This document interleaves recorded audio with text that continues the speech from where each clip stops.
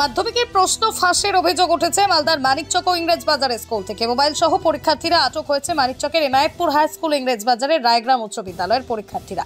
তাই পর্ষদ সভাপতি রামানুজ গঙ্গোপাধ্যায় সরজমিনে সেই সব স্কুল পরীক্ষা ব্যবস্থা খতিয়ে দেখলেন। আজ ভূগোল পরীক্ষা মালদা জেলার বেশ কয়েকটি স্কুলে পরীক্ষা ব্যবস্থা পরিদর্শন করলেন তিনি। এনায়েতপুরে এসেছি, গেলাম প্রথম, তারপরে এটা সেকেন্ড স্কুল রায়গ্রাম। আমি বেসিক্যালি পর্যবেক্ষণের জন্য এসেছি কীভাবে ব্যবস্থা চলছে। বারবার করে বলা হচ্ছে যে ব্যবস্থায় কোথাও ত্রুটি আছে, আমার দেখা দরকার।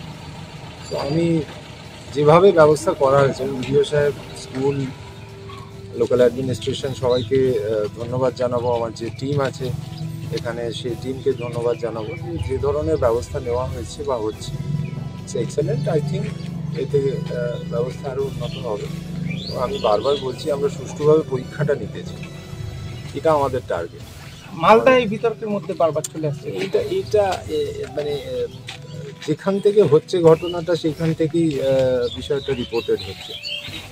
তো বোর্ড বলতে পারবে না কেন কোথাও কি হচ্ছে, বোর্ড বলতে পারবে সারা রাজ্যের কথা। তো সেইভাবে মালদার কথাটা ভাবাচ্ছে না। আমি তো সব জেলায় যাচ্ছি, এখানেও এসেছি, তো সেই অর্থে ভাবাচ্ছে বলবো না। তবে হ্যাঁ, এটাও ঠিক যে এখানে কেন হচ্ছে এটা তো নিশ্চয়ই সময় বলবে। নতুন কিছু টিপস দিলেন আজকে? টিপস দেওয়ার কিছু নেই, আমরা সবাই খুব দক্ষ এবং আমার মনে হয় অভিজ্ঞতা আছে সবারই। সো সেই অর্থে টিপস দেওয়ার মতন কিছু নেই। তবে হ্যাঁ, ভালোভাবে আমরা যাতে কাজ করি। বারবার প্রশ্ন হচ্ছে স্কুলের বিরুদ্ধে কেন অ্যাকশান হচ্ছে না, টিচারদের বিরুদ্ধে কেন অ্যাকশান হচ্ছে। আলটিমেটলি এটা মনে রাখতে হবে, এনারাই কাজটা করছেন এবং 9,23,000 ছাত্রছাত্রীর পরীক্ষা ভালোভাবে হচ্ছে। যাদের মনে হচ্ছে তাদের নিশ্চয়ই অন্য কোনো স্কুল কর্তৃপক্ষ কোনো ত্রুটি পেয়েছে। যেখানে দেখুন ত্রুটি বললে ডিফিকাল্ট কোয়েশ্চেন এটা। তবে হ্যাঁ, লিমিটেশনস তো আছে, লিমিটেশনসের জায়গাগুলোই ওভারকাম করতে হবে। সব কিছু সব দিন সবসময় হয়ে ওঠে না, আর সব কিছু বলে আসে না।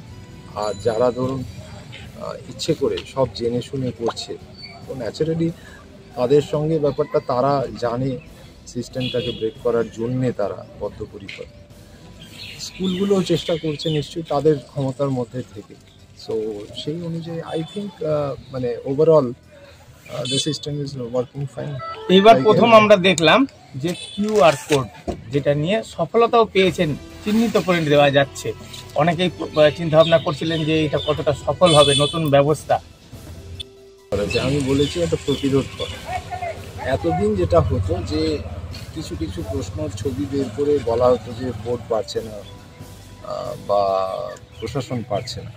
আমি বেসিক্যালি একটা প্রতিরোধ তৈরি করার চেষ্টা করেছি। QR code is a very simple technology. Major কিছু একটা যে চেঞ্জ হয়েছে তা নয়। সিস্টেম ইজ নর্মাল, যা প্রতি বছর হয় সেরকমই চলছে system, except only one thing, QR code. So QR কোডটা অ্যাকাউন্টেবিলিটি ফিক্স করার জন্য করা হয়েছে, তাতে উই ক্যান সে যে কোড থেকে কোয়েশ্চেনটা বেরোলো, কী হলো। আগে যেটা হতো আমরা বুঝতেই পারতাম, পুরোটাই মানে কানে শোনা ব্যাপার ছিল। এখন অ্যাটলিস্ট উই নো কোথা থেকে বেরোচ্ছে, কী বেরোচ্ছে, কোন ছাত্রর কাছ থেকে বেরোচ্ছে, অ্যাটলিস্ট চেষ্টা করছি। সেটাকেও যদি কেউ চাপা দেয়, ওভারকাম করে, সেখানে আমাদের কিছু করার নেই। কীভাবে সম্ভব হচ্ছে এই টেকনোলজিটা, এই সাফল্য কীভাবে ধরে থাকতে পারছে? বেসিক্যালি এটার একটা নিজস্ব ইউনিক কোড আছে, যেটা এমবেডেড আছে কোয়েশ্চেন পেপারের মধ্যে, তার মধ্যে থেকে যতটা সম্ভব হচ্ছে। তবে আমি আবারও বলছি, আজকে কোনো একটা জায়গায় আমি আইডেন্টিফাই করতে পারছি মানে আমি সফল, আর পারছি না মানে আমি বিফল, এটা মানতে আমি নারাজ।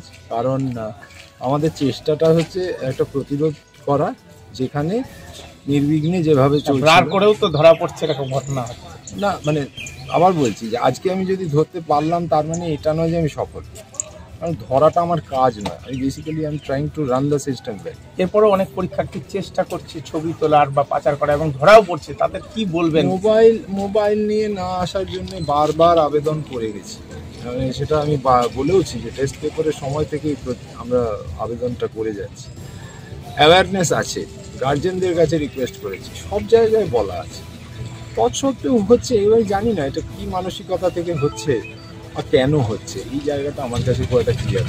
অনেকেই চেষ্টা করছেন নতুন প্রযুক্তি পাল্টা, কিভাবে এটাকে ফাঁকি দেওয়া যায়। এটা কি ফাঁকি দেওয়ার আদৌ কোনো সুযোগ আছে?